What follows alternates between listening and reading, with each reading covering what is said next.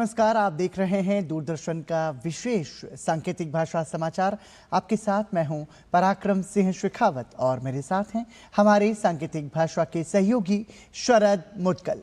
समाचार की शुरुआत करेंगे सुर्खियों के साथ। जेपीएससी परीक्षा मामले में सुप्रीम कोर्ट सख्त, केंद्र और झारखंड सरकार समेत 6 पक्षों को नोटिस। याचिकाकर्ता ने परीक्षा रद्द करने और सीबीआई जांच की मांग की। परीक्षा रिकॉर्ड सुरक्षित रखने और ओएमआर और रिजल्ट प्रक्रिया के ऑडिट की भी मांग। मनुस्मृति विवाद में भाजपा कांग्रेस आमने सामने। मनुस्मृति बयान पर रायबरेली में राहुल गांधी पर बरसे मुख्यमंत्री योगी।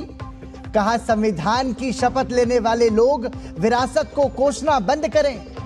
प्रधानमंत्री के खिलाफ अभद्र भाषा, अपमान, भारत की गरिमा, विरासत और पहचान का अपमान। भारतीय एजेंसीज की अपराधियों के खिलाफ जीरो टॉलरेंस नीति। बम्बीहा गैंग के 3 कुख्यात अपराधियों को मलेशिया से लाया गया भारत। जबरन वसूली, हथियार, मादक पदार्थों की तस्करी समेत लुधियाना ग्रेनेड हमले की साजिश रचने का आरोप। दिल्ली एनसीआर में झमाझम बारिश, गर्मी और उमस से मिली राहत। कई इलाकों में जलभराव, यातायात प्रभावित। हवाई जहाज के उड़ानों पर पड़ा असर। 2 अंतर्राष्ट्रीय सहित कुल 14 उड़ानें की गई डाइवर्ट। और बिहार में डिजिटल एजुकेशन की नई पहल, विद्या साथी की शुरुआत। मुख्यमंत्री सम्राट चौधरी ने लॉन्च किया प्लेटफॉर्म। बिहार के 700 स्कूलों में नई सुविधा, 24 घंटे पढ़ाई की व्यवस्था।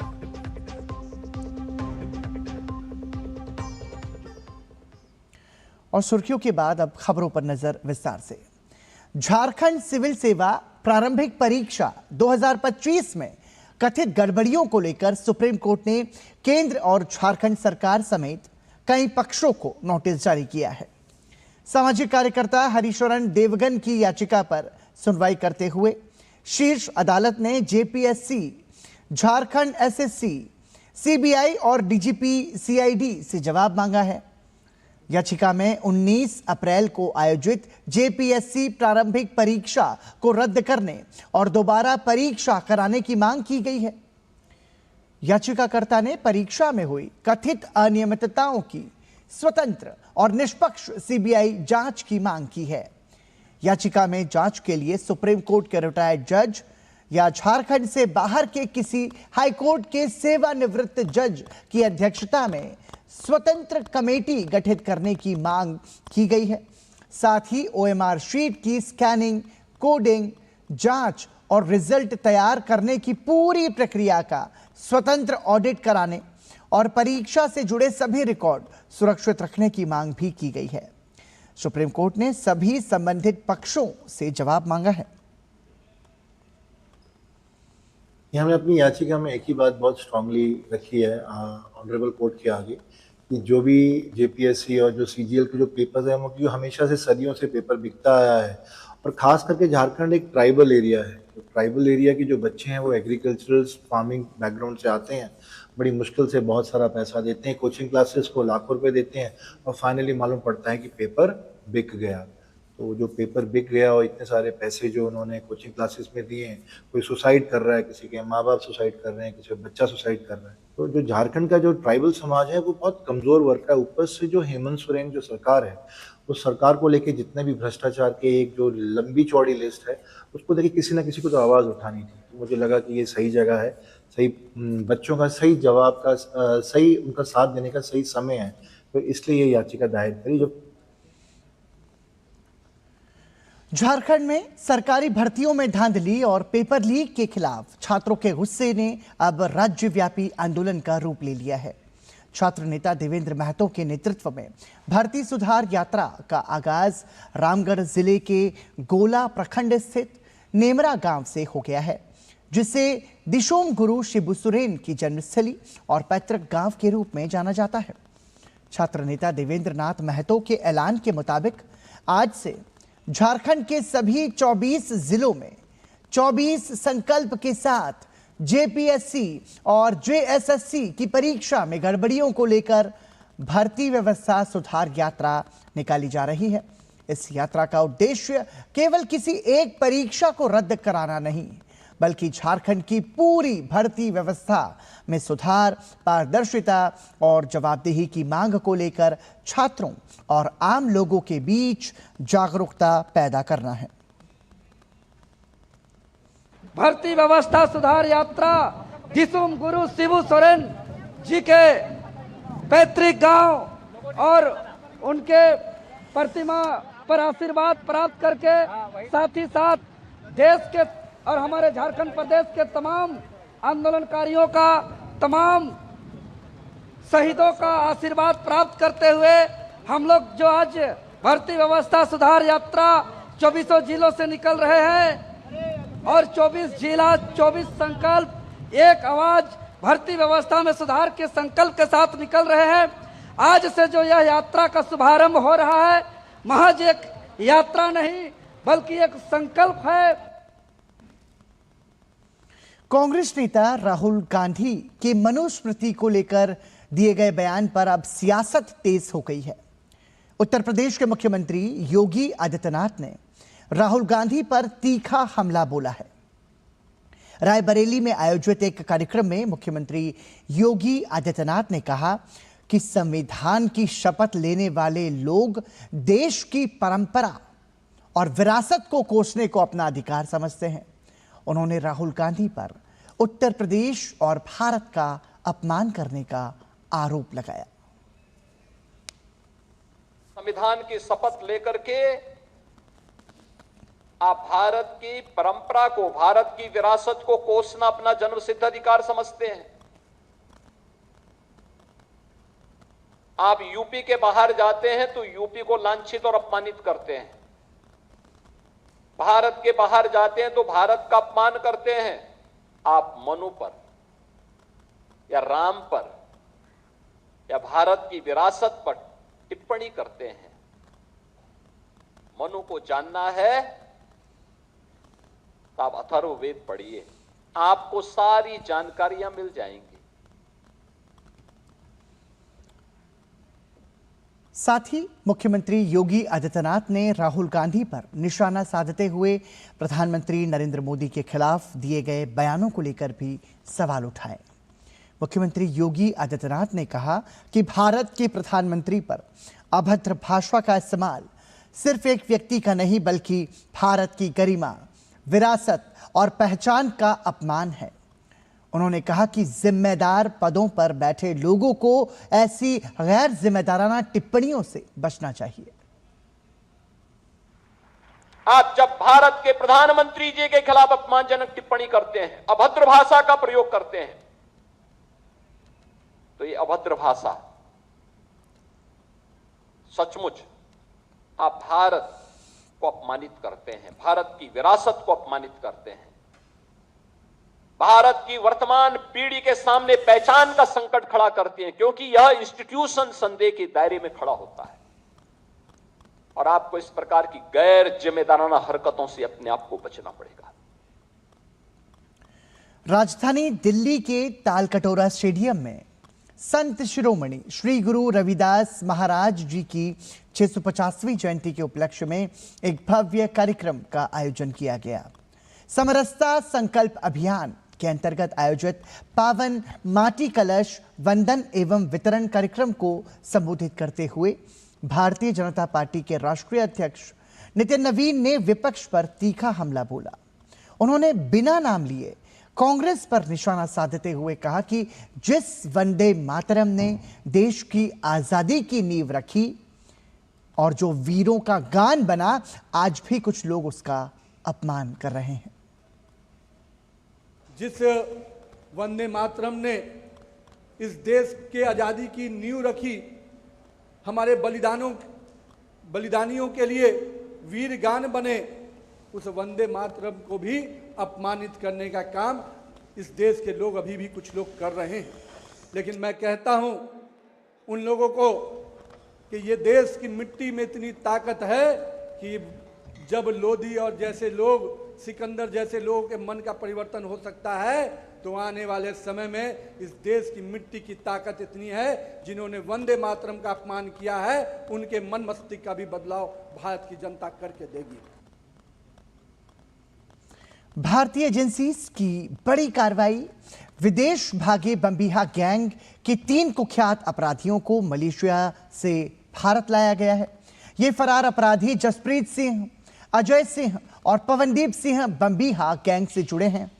गृह मंत्रालय कार्यालय ने सोशल मीडिया पोस्ट में बताया कि तीनों गैंगस्टर्स को भारत लाकर पुलिस हिरासत में भेज दिया गया है। इन अपराधियों पर सीमा पार हथियारों और नशीले पदार्थों की तस्करी समेत लुधियाना ग्रेनेड हमले की साजिश रचने का आरोप है। गृह मंत्रालय ने कहा कि प्रधानमंत्री नरेंद्र मोदी के सुरक्षित भारत विजन के तहत हमारी एजेंसीज ने अकेले 2026 में 51 कुख्यात अपराधियों को विदेशों से वापस भारत लाने में मदद की है।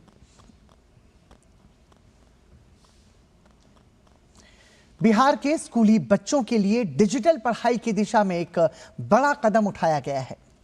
मुख्यमंत्री सम्राट चौधरी ने बिहार विद्या साथी नाम के 1-to-1 इंटरैक्टिव डिजिटल प्लेटफॉर्म की शुरुआत की है। इस प्लेटफॉर्म के जरिए विद्यार्थियों को पढ़ाई से जुड़े सवालों के जवाब, विषयवार मार्गदर्शन और डिजिटल सहायता 24 घंटे उपलब्ध होगी। फिलहाल 700 सरस्वती विद्या निकेतन मॉडल विद्यालयों के छात्रों को इस सुविधा से जोड़ा गया है। मुख्यमंत्री ने कहा कि आने वाले समय में इसका विस्तार राज्य के दूसरे विद्यालयों तक भी किया जाएगा। खास बात यह है कि बिहार विद्या साथी के जरिए छात्र नीट, JEE और दूसरी प्रतियोगी परीक्षाओं की तैयारी में भी मदद ले सकेंगे। यानी स्कूल की पढ़ाई से लेकर प्रतियोगी परीक्षाओं की तैयारी तक छात्रों को एक ही डिजिटल प्लेटफॉर्म पर मार्गदर्शन देने की कोशिश की गई है। कार्यक्रम में उप मुख्यमंत्री विजय कुमार चौधरी, विजेंद्र प्रसाद यादव, शिक्षा मंत्री मिथिलेश तिवारी समेत शिक्षा विभाग के कई वरिष्ठ अधिकारी मौजूद रहे। दिल्ली के कई हिस्सों में सोमवार को भारी बारिश हुई, जिससे कई इलाकों में जल भराव हो गया। वहीं तेज बारिश के कारण यातायात भी प्रभावित हुआ है। मौसम विभाग ने रेड और ऑरेंज अलर्ट जारी करते हुए अगले कुछ घंटों में बादलों की गरज और बिजली की चमक के साथ तेज से मध्यम बारिश और 40 किलोमीटर प्रति घंटे की रफ्तार से हवाएं चलने का पूर्वानुमान जताया है। दिल्ली NCR में लगातार हो रही मूसलाधार बारिश ने आम जनजीवन के साथ साथ हवाई यातायात की रफ्तार पर भी ब्रेक लगा दिया है। खराब मौसम और कम दृश्यता के कारण दिल्ली के इंदिरा गांधी अंतर्राष्ट्रीय हवाई अड्डे पर उड़ान सेवाएं बुरी तरह प्रभावित हुई हैं। हालात यह हैं कि एयरपोर्ट पर उतरने वाली 14 उड़ानों को रूट डाइवर्ट कर नजदीकी शहरों की ओर भेजना पड़ा। इनमें 12 घरेलू उड़ानों के साथ साथ 2 अंतर्राष्ट्रीय उड़ानें भी शामिल हैं। दिल्ली आने वाली उड़ानों में 11 को जयपुर, 2 को चंडीगढ़ और 1 को लखनऊ डाइवर्ट किया गया। एयरपोर्ट अथॉरिटी और एयरलाइंस कंपनीज ने यात्रियों से अपील की है कि वो घर से निकलने से पहले अपनी संबंधित उड़ानों की स्थिति अवश्य जांच लें, ताकि उन्हें एयरपोर्ट पर किसी भी तरह की परेशानी का सामना न करना पड़े। मौसम विभाग की माने तो अगले कुछ घंटों तक बारिश का यह सिलसिला जारी रह सकता है, जिससे उड़ानों के संचालन में और देरी होने की संभावना है। और इसी के साथ यहाँ रुक रहे हैं एक छोटे से ब्रेक के लिए। आप बने रहिए हमारे साथ।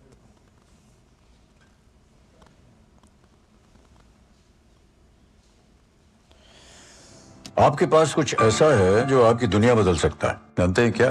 आपका अपना सोना। सोना क्या नहीं कर सकता? सोना आपको अपने सपनों का घर दिला सकता है, आपके बच्चों का भविष्य बना सकता है। सोना आपकी हर इच्छा पूरी कर सकता है। तो भारत की सबसे बड़ी gold loan NBFC Muthoot finance से गोल्ड लोन लीजिए और फिर देखिए सोना क्या नहीं कर सकता। मुथूट फाइनेंस, जहाँ विश्वास ही परंपरा है। कॉल कीजिए 1-800-313-1212। जब धरती चीर कर निकलता है लोहे का पत्थर और मिलता है मोंगिया के जोश से, फिर तपता है, पिघलता है और बनता है फौलाद। अब होता है सरिया सारी खूबियों के साथ। मोंगिया स्टील, मजबूत देश का मजबूत सरिया। भाजपा ने कर्नाटक सरकार में मंत्री बी नागेंद्र के इस्तीफे की मांग को लेकर कांग्रेस सरकार के खिलाफ प्रदर्शन किया। भाजपा विधायक अश्वत्थ नारायण ने सिद्धरामैया कैबिनेट में मंत्री रहे बी नागेंद्र को दोबारा मंत्री बनाए जाने पर सवाल उठाए हैं। अश्वत्थ नारायण ने कांग्रेस पर कानून और संविधान का सम्मान नहीं करने और दलितों के हितों की अनदेखी करने का आरोप लगाया। भाजपा ने मामले में जवाबदेही तय करने और बी नागेंद्र के इस्तीफे की मांग की है। Minister Nagendra resigned from the cabinet in the then Chief Minister cabinet of Siddaramaiah, and later he was arrested in the year 24 itself. Now in the year 26 he's been charge sheeted by CBI, ED, and now he's been re-inducted as a minister. What kind of stand the Congress party has been taken? It doesn't respect the law of the land, it doesn't respect the constitution, it doesn't respect the Dalits' money. हाल ही में भाजपा के राष्ट्रीय अध्यक्ष नितिन नवीन ने अपनी नई team की घोषणा की थी, जिसमें एक नाम बिहार के शिवेश कुमार राम का भी था। शिवेश कुमार को अनुसूचित जाति मोर्चा के राष्ट्रीय अध्यक्ष की जिम्मेदारी सौंपी गई। दिल्ली में उन्होंने अपना पदभार ग्रहण किया। पदभार ग्रहण के बाद शिवेश कुमार ने राष्ट्रीय अध्यक्ष नितिन नवीन का आभार व्यक्त करते हुए कहा कि मुझे पद नहीं बल्कि दायित्व मिला है। अनुसूचित जाति वर्ग को साथ लाने के सवाल पर उन्होंने कहा कि मेरा लक्ष्य होगा कि भारतीय जनता पार्टी की विचारधारा और प्रधानमंत्री के कार्यों को अपने अनुसूचित जाति वर्ग में पहुंचाऊं और 22 राज्यों में जहां भाजपा है वहां के अनुसूचित जाति वर्ग के लोगों में बाबा भीमराव अंबेडकर के संदेशों को लेकर जाऊं और उन्हें जागरूक करूं। आपको बता दें कि लंबे समय से संगठन में सक्रिय रहे शिवेश कुमार राम बिहार से राज्यसभा सांसद हैं और मूल रूप से बिहार के भोजपुर के रहने वाले हैं। मैं आभार व्यक्त करता हूं अपने राष्ट्रीय अध्यक्ष माननीय नितिन नवीन जी का, कितना बड़ा दायित्व जो अनुसूचित जाति मोर्चे का दिया है। मेरा लक्ष्य होगा कि भारतीय जनता पार्टी की विचारधारा को अपने जो वर्ग हैं उनको पहुंचाऊं, माननीय प्रधानमंत्री जी के किए हुए कार्यों को, और जो देश में 22 हमारे राज्य हैं जो भारतीय जनता पार्टी के हैं, उन राज्यों में अनुसूचित जाति वर्ग के बीच में जाकर अवेयरनेस पैदा करना और सबसे बड़ी बात पूजनीय बाबा भीमराव अंबेडकर जी के संदेशों को लेके जाना। नई दिल्ली के इंडिया हैबिटेट सेंटर में खाद्य प्रसंस्करण उद्योग का 2 दिवसीय प्रधानमंत्री सूक्ष्म खाद्य प्रसंस्करण उद्यम औपचारिकीकरण सम्मेलन का आयोजन किया गया। सम्मेलन का उद्घाटन केंद्रीय खाद्य प्रसंस्करण उद्योग मंत्री चिराग पासवान ने किया। मौके पर मंत्रालय के सचिव अविनाश जोशी और संयुक्त सचिव देवेश देवल मौजूद रहे। 2 दिवसीय कॉन्क्लेव में सभी राज्यों और केंद्र शासित प्रदेशों के 400 से अधिक उद्यमी, विशेषज्ञ और हितधारकों ने हिस्सा लिया। सम्मेलन में केंद्रीय मंत्री ने फूड प्रोसेसिंग में इनोवेशन और तकनीक पर जोर दिया। साथ ही भारतीय उद्यम को दुनिया के देशों के हर घर तक पहुंचाने का लक्ष्य भी रखा। केंद्रीय मंत्री ने कहा कि PMPFI योजना से अब तक 2 लाख से अधिक सूक्ष्म उद्यमों को जोड़ा जा चुका है, जिसमें 44% महिलाएं हैं और लगभग 81% उद्यमी नव उद्यमी हैं। योजना से अब तक करीब 11 से 12 लाख नौकरियां सृजित हुई हैं। केंद्रीय मंत्री ने जोर देकर कहा कि अब देश का युवा नौकरी खोजने वाला नहीं बल्कि नौकरी देने वाला बन गया है। प्रधानमंत्री की सोच है, उनका सपना है कि इवेंचुअली भारत अपने आप को एक ग्लोबल फूड बास्केट के तौर पर दुनिया के सामने प्रस्तुत करे, और ये संभव है। ये हमारे में सामर्थ्य है, हमारे पास उत्पादन इतना है कि हम अपनी खाद्य ज़रूरतों को पूरा करते हुए देश दुनिया की खाद्य ज़रूरतों पर हम लोग नज़र रख सकते हैं। पर उसके लिए ज़रूरत है प्रसंस्करण को बढ़ावा देने की। विदाउट प्रोसेसिंग हम लोग ग्लोबल मार्केट्स को रीच ही नहीं कर सकते, और ऐसे में जितना ये सेक्टर बढ़ेगा उतना हमारा एक्सपोर्ट बढ़ेगा। भारत में डिजिटल पेमेंट का सबसे बड़ा माध्यम बन चुका UPI अब अपने 10 वर्ष पूरे कर चुका है। इन 10 वर्षों में यूपीआई ने देश में पैसे भेजने और भुगतान करने का तरीका पूरी तरह बदल दिया है। 25 अगस्त 2016 को यूपीआई यानी कि यूनिफाइड पेमेंट्स इंटरफेस की शुरुआत हुई थी। उस समय यूपीआई के जरिए वित्त वर्ष 2016-2017 में सिर्फ 1.78 करोड़ लेन देन हुए थे, लेकिन 10 साल बाद वित्त वर्ष 2025-2026 में यूपीआई पर 24,162 करोड़ से ज्यादा लेन देन दर्ज किए गए, यानी इसकी लेन देन मात्रा में करीब 13,000 गुना बढ़ोतरी हुई है। इस दौरान लेन देन का मूल्य भी 700 करोड़ रुपए से बढ़कर करीब 314 लाख करोड़ रुपए हो गया। आज छोटे दुकानदार से लेकर बड़े कारोबारी तक क्यूआर कोड के जरिए कुछ ही सेकंड्स में भुगतान कर रहे हैं। यूपीआई ने डिजिटल पेमेंट को आसान और तेज बनाने के साथ इसे आम लोगों की रोजमर्रा की जिंदगी का हिस्सा भी बना दिया है। जुलाई 2026 में यूपीआई ने 2,366 करोड़ के लेन देन का रिकॉर्ड बनाया। वहीं 2026 में रोजाना औसतन करीब 66 करोड़ के लेन देन हो रहे हैं। यूपीआई का विस्तार अब भारत तक ही सीमित नहीं है, ये दुनिया के 11 देशों में पहुंच चुका है। 2025 में दुनिया के रियल टाइम पेमेंट वॉल्यूम में यूपीआई की हिस्सेदारी करीब 49% रही। 10 साल में यूपीआई ने भारत के डिजिटल पेमेंट सिस्टम को एक नई पहचान दी है और अब यह सिर्फ भुगतान का माध्यम नहीं बल्कि भारत की डिजिटल पब्लिक इंफ्रास्ट्रक्चर की एक बड़ी सफलता बन चुका है। सावन के अंतिम सोमवार के अवसर पर लोकसभा अध्यक्ष ओम बिरला ने कोटा प्रवास के दौरान नीलकंठ महादेव मंदिर पहुंचकर भगवान भोलेनाथ का विधिवत पूजन अर्चन किया। उन्होंने वैदिक मंत्रोच्चार के बीच भगवान शिव का रुद्राभिषेक कर देशवासियों की सुख, शांति और समृद्धि की कामना की। रुद्राभिषेक के दौरान लोकसभा अध्यक्ष ओम बिरला ने राष्ट्र की उन्नति, प्रगति और समृद्धि के लिए प्रार्थना की। उन्होंने जन जन के सुख, कल्याण और देश में शांति और सौहार्द की कामना करते हुए भगवान महादेव का आशीर्वाद लिया और इस अवसर पर लोकसभा अध्यक्ष ने विशेष रूप से कोटा बूंदी क्षेत्र के नागरिकों के सुख, शांति और समृद्धि की कामना की।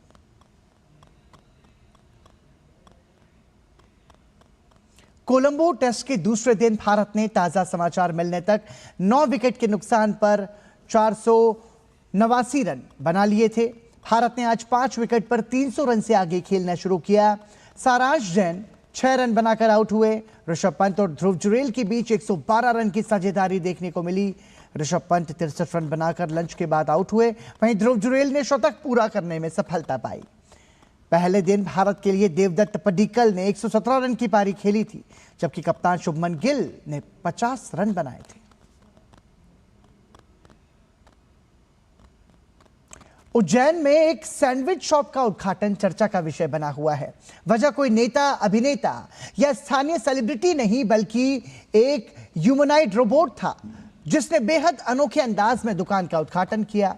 रेड कारपेट पर रोबोट की एंट्री से शुरू हुआ यह कार्यक्रम देखते ही देखते आकर्षण का केंद्र बन गया। उद्घाटन के दौरान रोबोट ने पूजा अर्चना में हिस्सा लिया, उसे तिलक लगाया गया और आरती भी कराई गई। इसके बाद संगीत की धुन पर रोबोट के डांस ने वहां मौजूद लोगों को खासा उत्साहित कर दिया। यह नजारा दिखाता है कि आर्टिफिशियल इंटेलिजेंस और रोबोटिक्स अब सिर्फ लैब तक ही सीमित नहीं बल्कि हमारे रोजमर्रा के जीवन और कारोबार का हिस्सा भी बन रहे हैं। इसी बीच AGI यानी आर्टिफिशियल जनरल इंटेलिजेंस को लेकर भी दुनिया भर में चर्चा तेज हो गई है। और इसी के साथ समाचार में अभी के लिए इतना ही। मुझे और हमारी सांकेतिक भाषा के सहयोगी शरद मुद्गल को दीजिए अनुमति। नमस्कार।